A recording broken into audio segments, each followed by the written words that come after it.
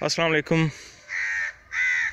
Imtiaz San Panjotha from Sargodha.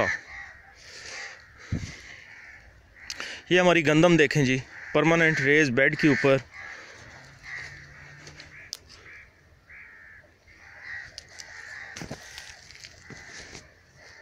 Seedless lemon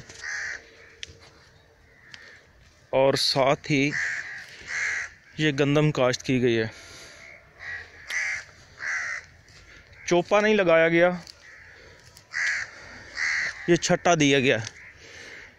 तो माशाल्लाह बहुत ज़बरदस्त इसकी जर्मिनेशन हुई है। इसको सिर्फ पहला पानी लगाया था, वो भी बेड के ऊपर नहीं चढ़ाया गया।